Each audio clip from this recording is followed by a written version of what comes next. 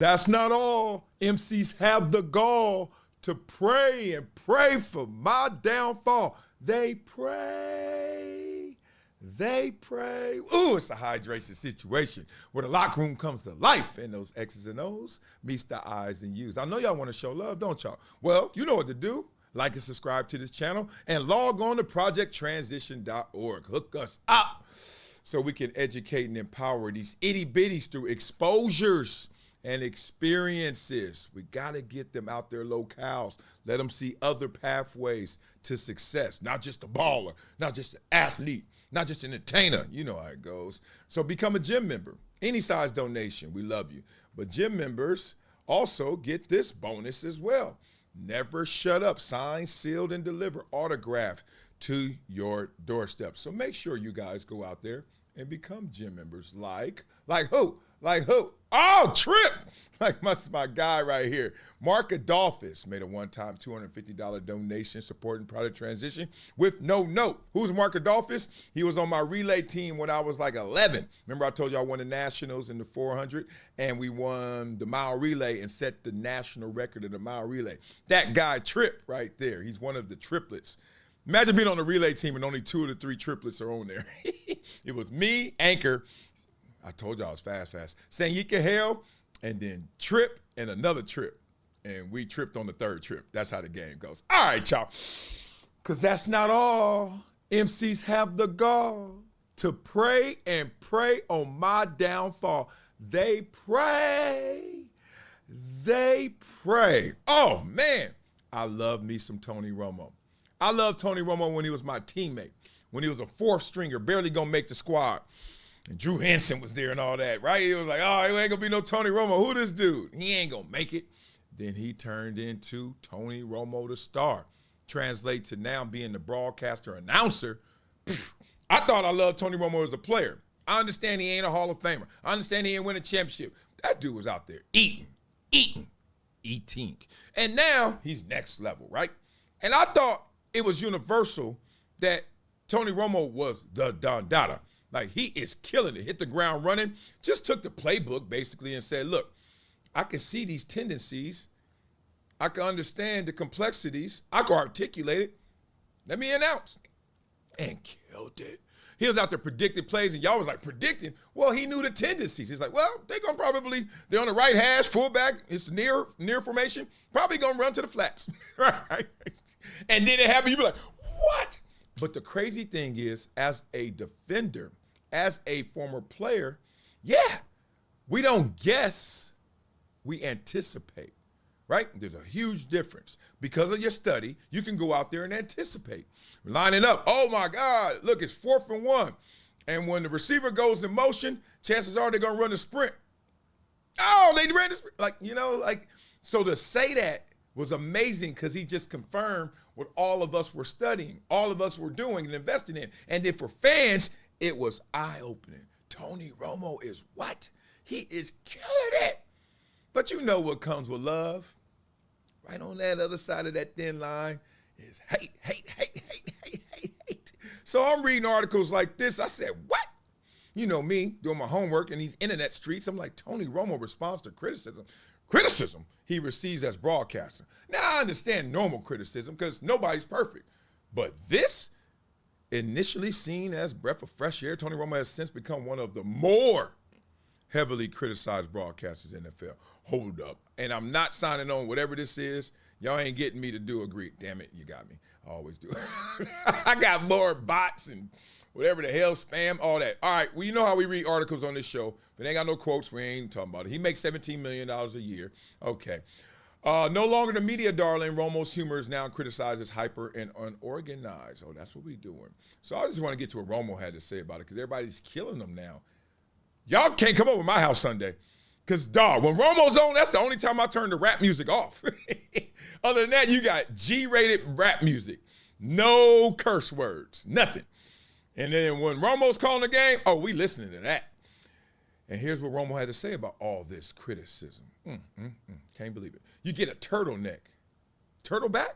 Oh, turtleback. Turtleneck. What the hell? You get a turtleback in some ways once you play in the NFL, where it's like things can just kind of hit you and roll right off, Romo said.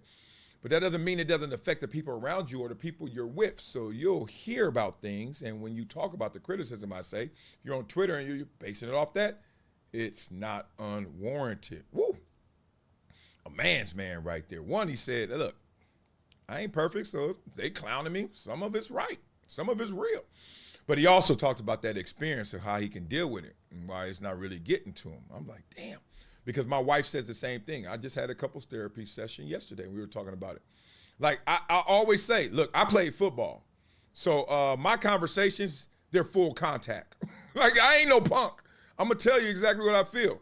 And I hope you are. Matter of fact, worse than hoping you are, I assume you are. So it's always heartbreaking when someone reveals they haven't been telling the truth. When they tell me, oh, I was walking on eggshells. I'm like, what are you talking about? Well, that may be you, but that ain't everybody. Because Mad Dog Russo, he ain't walking on eggshells. He don't like Tony Romo. I didn't know that. Let's find out why. I can't wait for this. We've got high fives. He's taking the jacket off. He's pacing around. Let's do this. Let's go. Okay, clap. Let's do this. We are going to start like a with platypus. a media expose. This is going to be a man about based on the media. We're going to have some fun with it. Okay? All right. Okay. You stay out of it. We're going to have some fun with it. Number one, I'm watching the Ravens and the Commanders on Sunday afternoon. Big game. And he's making $20 million a year. Could at least Tony Romo have a little sense of history when he's doing a ball game on CBS? During the game, Harbaugh must have took him out to dinner on Friday night. During the game, he says, I swear to God, I couldn't believe it, that John Harbaugh is one of the top 10 coaches, without a doubt, in the history of pro football. Hold up. What? Have you heard of Don Shula? Have you heard of Chuck Noll? Have you heard of Andy Reid? Have you heard of Bill Belichick? Have you heard of Weeb Eubank? Have you heard of No, I ain't heard him. Have you heard of Paul Brown? Have you heard of Bill Walsh? Bill Parcells? Joe Gibbs, you want me to continue, please? How does anybody, he's getting $17 million a year at Northern Illinois. Did he read a football book for crying out loud? Did he ever watch Cosell do a Monday night game with Shula coaching against Pittsburgh? I mean, how in the world can you go on TV and ruin my Sunday afternoon and not put even Saturday's a top 10 Hall of Fame football coach? How in the world? I could not believe it. I said, Tony, and Jim's too polite, Nance. He didn't correct him. Tony, come back to me, please. I understand that you are a big quarterback in the NFL. I mean, Shane Gailey's better than John Harbaugh. Oh, come on. Number one. Doing too much. I'm 100% right, though. You look at me that way. I think that's a little cruel. Yeah, let's just get up out of there. I think that's a little cruel too, myself.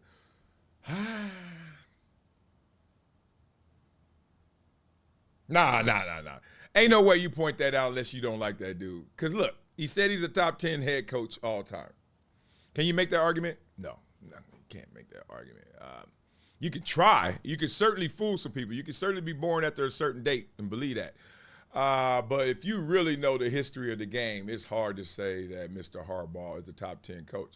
And this is not meant to slander Mr. Harbaugh, who I fully respect, just like it sounds like Tony Romo fully respects. But top 10 all time. But then I was like, before I give you guys my full dope, uncut, I was like, there's no way that hits what you're mad at, Mad Dog, without it having some other ammunition, something else, right? Go. He also hired let's for go. coffee. Who you killing right now? I'm saying to you is this. The point that I'm making is when Bill Parcells was there, if he didn't get it done, we said it. When Tony Romo was there, I did go on national television and say, Tony Romo, even though he was a very talented quarterback, is a much better analyst than he was a Dallas Cowboy quarterback. I did say that. These are facts. These are facts. So you got to point out a McGarty. I don't even love him as an analyst, but okay. I do love him as an analyst. Do, I think he's a great analyst. Let's spend time in the season. But we go. Whoa, okay. So now we got there. All right, so we here. It's not just the viewing audience that has some issues with Tony Romo, as Mad Dog is still a person, still a part of the viewing audience, even though he could be looked at as a peer, could be looked at as a contemporary. Even he doesn't like Tony Romo as a broadcaster. So I posed the question, and y'all beat it up in the comments before I give y'all the answer. Why do y'all hate Tony Romo? This simple. Why y'all hate Tony Romo? He's doing something that no one else is doing. He's not playing it safe. And that's why I think people don't like him, because you know how it goes. High risk, high reward. But also there's still a high risk. And that risk, when it leaks, is why you don't like Tony Romo. So for Tony Romo to go out there and predict plays, for Tony Romo to come off the cuff, for Tony Romo to do it non-scripted, you know what has to happen? Sometimes it's not going to land. Any of you guys have friends that are comedians? Anybody? Like, and anybody have a friend that's a comedian that actually made it? Like, I mean, he lives off of his comedy, not just like, oh, you know, after work, I'm about to go do this comedy. You know, no, I'm talking about really made it. Okay, I'm from LA. I live in LA. I kind of know some cats like that. I also know how they started. Yikes. Y'all ever go to the homie's comedy show after he gets off work? And he funny. Remember, this your homie. He a part of the whole crew. He the funniest of all of them. All of us, he the funniest. And then he's like, I'm about to make a job out of this. I'm going to make a career out of this. I'm about to make a life out of this. I'm going to make a legacy out of this. And then he goes on stage. I mean, it sounds like, bomb. Wait a minute. Did Tony Romo start off as an announcer bombing? No. So then he has this adverse effect now because he hit the ground running, you know. Beginner's luck, rookie sensation. And what contributes to the sophomore slump, the second year where you're looking at him different and you're kind of like, I don't know about this cat. What makes you reverse your tune? Because you were so in love with them, you couldn't stop listening to Destiny's Child until, I'm tired of Destiny's Child, man. I hear their songs too much. Remember? Tony Romo. Oh, I love him predicting plays. I love him just saying whatever. I'm tired of Tony Romo saying too much. Did Tony Romo change? Or is it you that changed? Because it seems like it happens all the time. It happened with Drake. It happens with everybody who's successful, especially when they hit the ground running. Even though an overnight sensation takes a whole lifetime, takes forever to become an overnight sensation, we still got problems.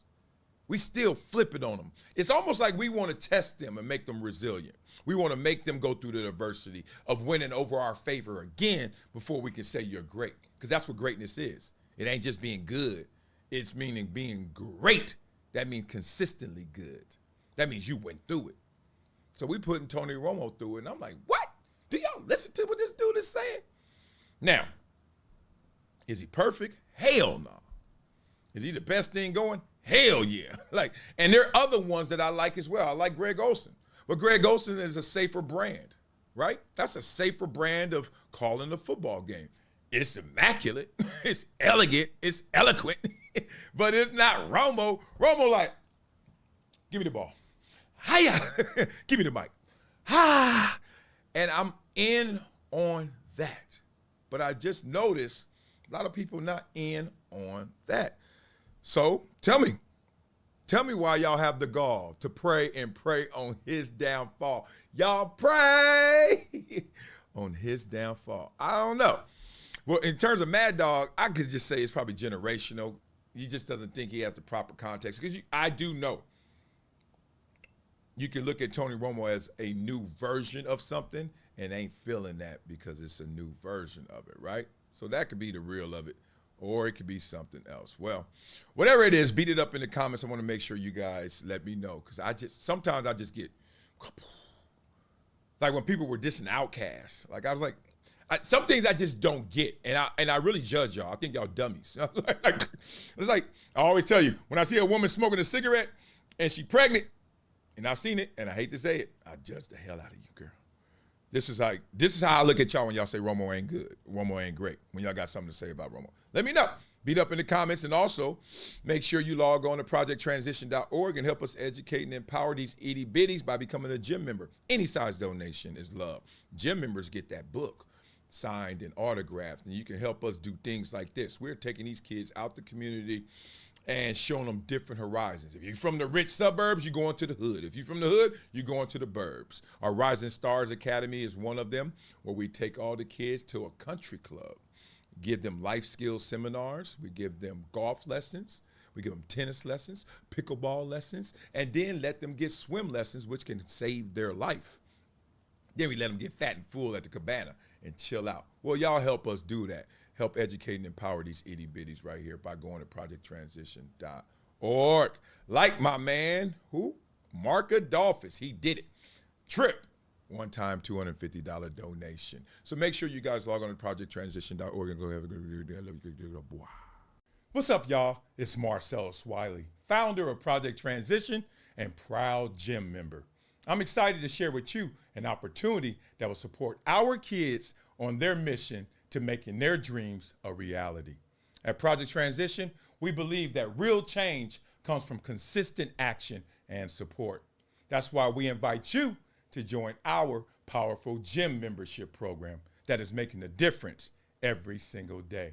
As a gym partner, by giving every month, you'll fuel our mission by providing monthly support that turns into real empowerment and education for underserved youth. Your commitment reduces school dropouts, nurtures communities, and funds impactful programs like the Rising Stars Academy that we share. Together, we can turn potential into prosperity. Join the group of community champions driving change. Your contributions will help aid success by providing essential educational resources, building critical life skills, and fostering community strength. There's no better feeling than knowing your support will ignite hope, foster dreams, and empower the next generation. Join us today and be a part of transformative change. Help our youth become greater than their greatest excuse. Become a gym partner. Thank you.